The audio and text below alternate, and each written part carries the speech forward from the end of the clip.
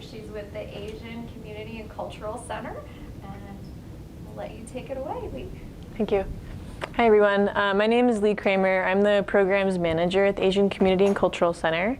And I'm here today to talk to you about one of our programs that I've been working on a lot over the last few years, Career Ladder. And so Career Ladder is a program that is a partnership with 6 different agencies in Lincoln, and rather 5 in Lincoln, 1 in Grand Island, so 6 across the state of Nebraska. And we provide services to skilled immigrant professionals who have a professional background in a field from abroad. And after coming to Nebraska, they find that they struggle to use their academic experience and professional experience as well. So we provide services directly for people to get reconnected to their profession and be able to use their skills here rather than doing something that's unrelated and unsatisfying and pays much less than what they could earn. So our project came out of several years of collaboration. So in 2018, the Lincoln New Americans Task Force, which is Lincoln's main collaboration for serving immigrants and refugees, met to talk about creating an integration plan for the city of Lincoln. And this was really geared towards creating goals and a sort of brainstorming for how we can better integrate immigrants and refugees in our community. And it's a bit of an undertaking, of course, so we decided to first try to collect some data that would indicate what community members themselves are feeling and what they would hope to see in our community. And so we first started with a survey, and with different nonprofit agencies and LPS and a few of the cultural centers in Lincoln, we created a survey that we distributed, and we were lucky to receive over 500 responses, which was really awesome. And considering the survey was like over 45 questions, it's very, very intense. Yeah, wow. Yeah. We coaxed a lot of people, so yeah. But we were very pleased with it because we were able to collect data on lots of different areas, including economic development, which was really helpful. And we found that over 30% of respondents had some sort of background academically in another profession that they weren't using here. So it's a lot of people. Yep. And so around that time, we applied for a technical assistance grant with WES Global Talent Bridge, which is WES, or World Education Services, is one of the credential evaluation companies that helps folks with a foreign credential get it evaluated in terms of the US system, essentially. And so they have this program where they provide technical assistance to communities around the country who are wanting to ramp up services and information for people with this background to be able to use their skills again. And so we were fortunate to receive the technical assistance grant between the New Americans Task Force and EmployLink in Lincoln. And so in 2019, fortunately the year before the pandemic, which was great, since we could connect with other people then, we worked on figuring out what our community could do to serve this population and better support them in reaching their goals. And so we were fortunate through that work to be able to apply for and receive one of the Google.org Impact Challenge grants, which allowed us to, in a very weird, like perfect world, where we could do whatever we wanted, which never happens. Yeah, here's hundreds of thousands of dollars to enact exactly what you want for this amazing idea. So we did. And so we were fortunate very much to receive those funds and be able to design our program exactly how we wanted, to be able to really serve people and not have to worry about a lot of the traditional requirements imposed by a lot of funders.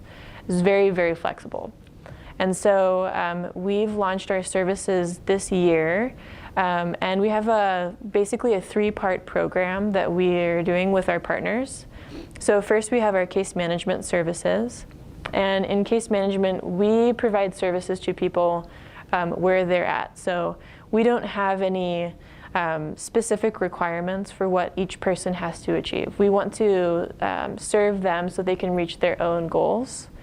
And we do things ranging from helping folks with their resumes and cover letters to figuring out, do I need to get my transcript evaluated by a credential company or not?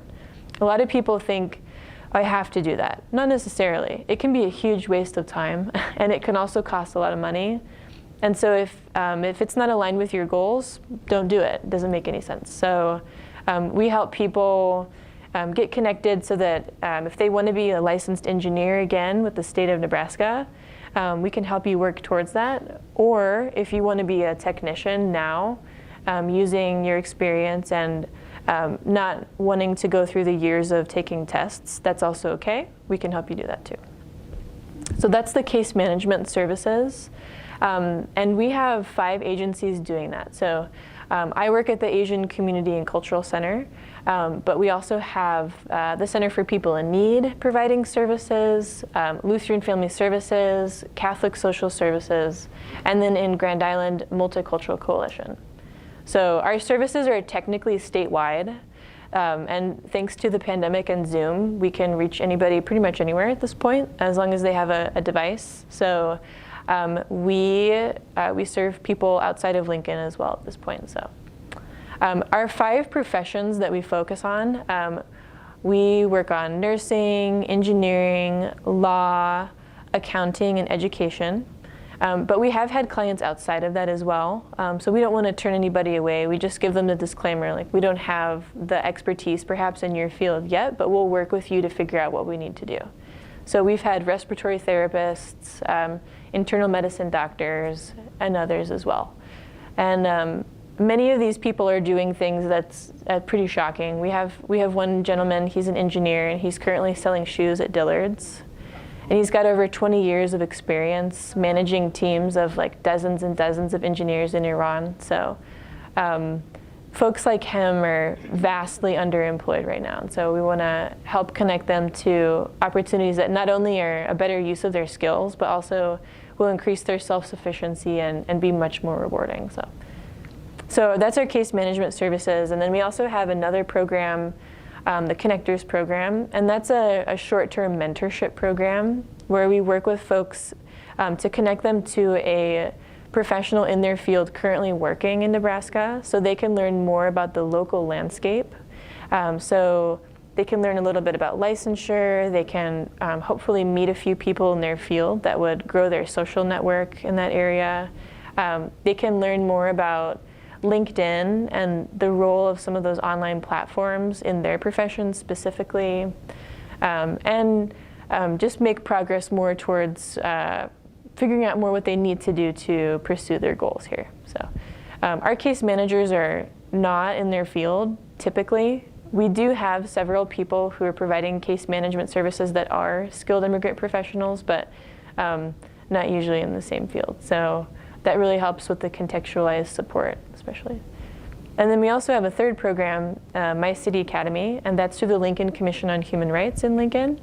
And that's a leadership program specifically for immigrants and refugees to get connected in the community and learn more about how to engage in a leadership level. So if you're interested in engaging with the county commissioners or the city council or the mayor's office, how do you do that? If you want to be on a board, how do you do that? And I guess we use the term social capital. So how do you use your position and your ideas to influence other people, and how do you connect with the social landscape here? So those 3 programs are available to folks in our program. And we don't have a lot of restrictions for who can participate. So as long as they have a professional background and they self-identify as an immigrant or refugee, we work with them. So pretty open there. And currently, we're in the first year of our program, an implementation of it. So we are newer, but we are expanding. There's a huge need for this because not only are there a lot of people with this background, but there's also a lack of specialized services for this focus. So usually people with this background might go to some of the traditional workforce offices or services and find that they're put in this endless circle where they're told to go talk to this person, and then they will send them somewhere else. And then they very quickly will give up because there's no clear direction for what to do, and it seems essentially hopeless.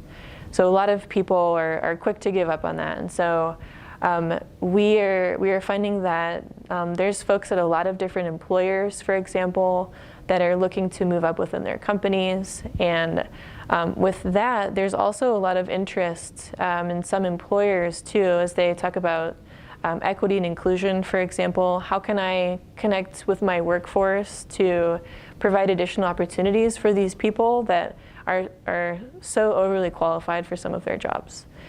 So we have a new partnership that we've just started with Tyson Foods, actually, where we are working with their team members who are working, who are frontline workers working on the line with different products that they're processing, to move up in different roles within their plants. So, for example, I was at their Omaha plant last week talking with professionals, and I met a pediatric anesthesiologist. So how can this person, use her extensive experience to work in the plant and support other people, for example? And the plant context is very interesting because it's very self-contained. So they have an HR office, they have a large medical clinic, they serve food, they have classes and educational services. So how can people like her connect to the medical clinic, for example? They have a significant need for people with those skills to serve fellow team members who speak the same language and folks who might get injured on the job. So there's a lot of creative ways, I guess, that we can serve these people and create additional opportunities. But it really does require, I suppose, creativity and most of all, recognition of people's potential contributions to our community in a way that's different than somebody might have just gone through UNL. So it is a challenge for sure for people to get licensed here. It takes many years, and it can be a dehumanizing process. It can be humiliating. So how can we help people with real experience and a lot of education as well to get connected to opportunities that acknowledge that rather than just the traditional focus. So that's what we're working on. Yeah. Well, I was just going to say, so I think you answered it, but is there, I know you all just start. Yeah. But is there kind of a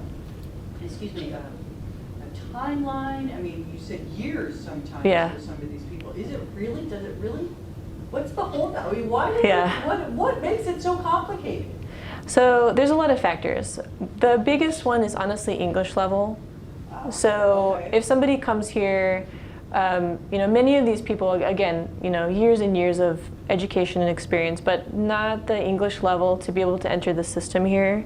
So what we try to do is position people to work on multiple things at one time. If you do things kind of one by one, it takes vastly longer. So like if you want to, let's say the pediatric anesthesiologist, for example, right? Her English level was so-so. So if we want to work with that person and they want to, again, work in medicine, right? We're probably going to start with like the CNA route. So are you taking English classes? Great. And then the CNA route is great because it helps with the contextualized English, so learning medical terms on the job while getting paid.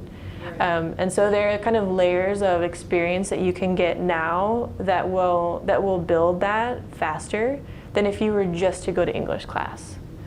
So that's why we try to transition people to a position that's in their field, even if a lower level than what they'd like to be at, just so they can start practicing that English. And also culturally, the context is so different that the way that medicine operates here might be very different than how it is in another country, usually very much so. And the types of roles that people play, like a nurse here might have a very different role than the types of tasks they would do in Sudan. And the relationship that that person may have with a doctor and the different tasks they do when caring for a patient are different. So by working right away in that context, they can slowly learn about how the system works here as they work higher up and get more credentials here. So it's not just a matter of taking what they've learned and okaying it. No, yeah. It's literally a matter of, okay, you've got all this knowledge. Yeah. How do we kind of help you take that and grow it in this? Yeah. Okay, that's, all right, that's Yep. interesting. Yep. But part of the problem, as I mentioned, is because of the rigid rules, it can be very hard to have that happen because for a lot of professions, unfortunately, the way they're structured, you basically have to redo everything, which is a huge shame.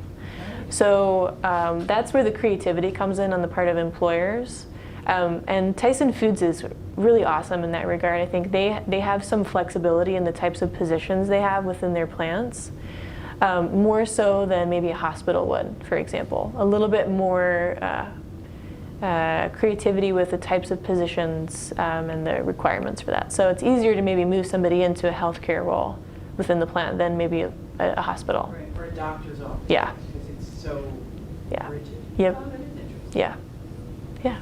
Well, I met a nurse at UNMC who was from China, Mhm. and he was an RN here. He had been a doctor there, but in order to become a doctor here, Yeah. he had to go through the entire 7-year program again.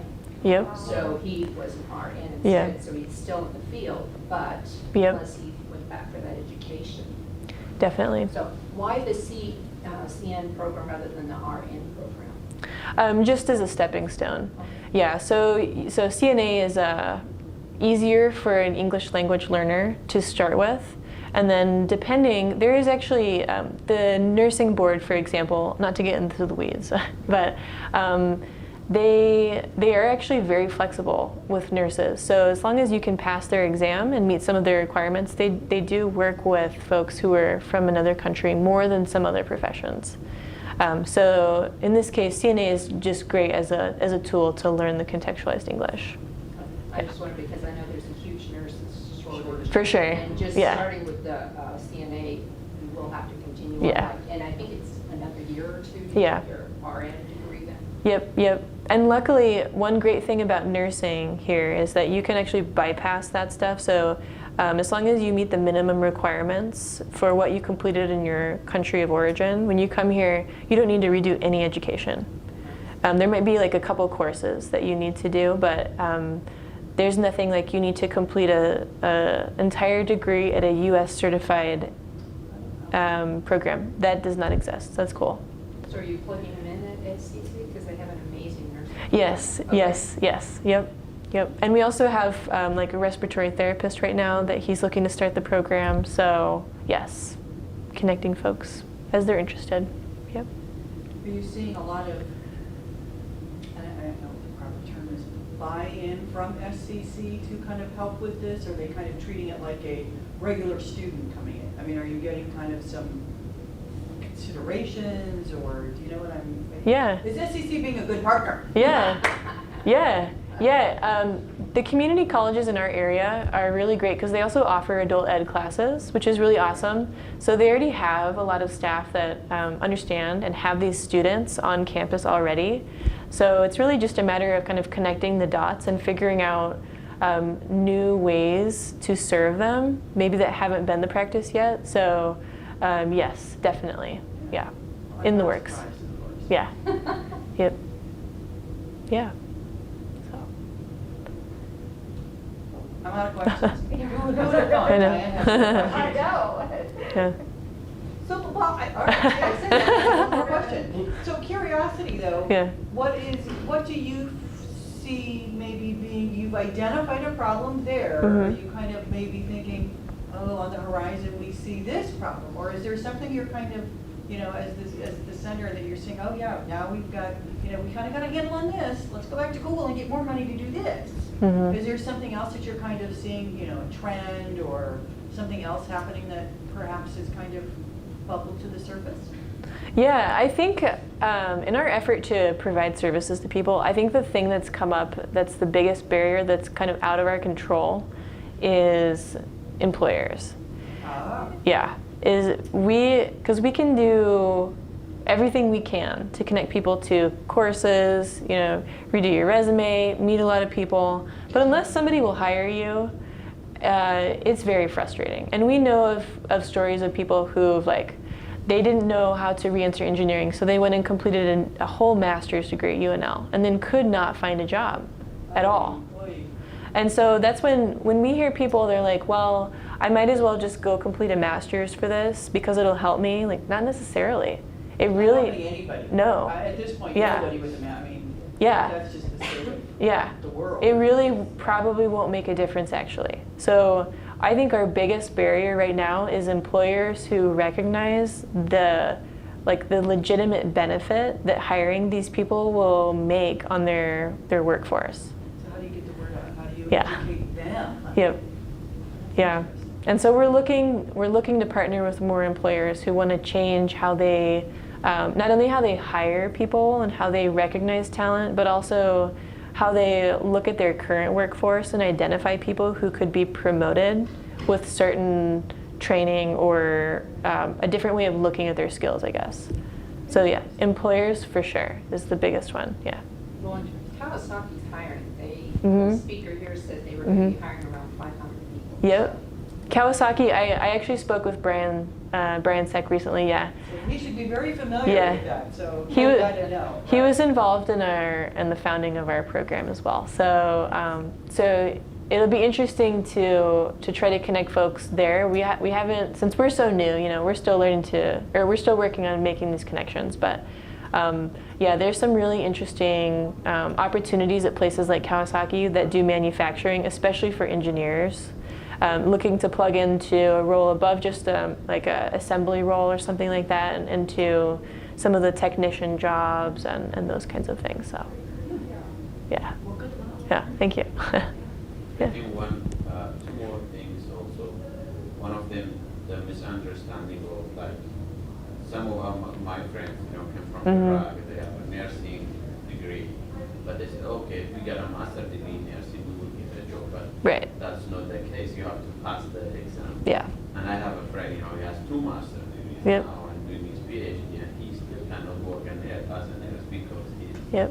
he hasn't. So that misunderstanding, Yeah. push a lot of people to do more education, not necessarily doing the license. Yep.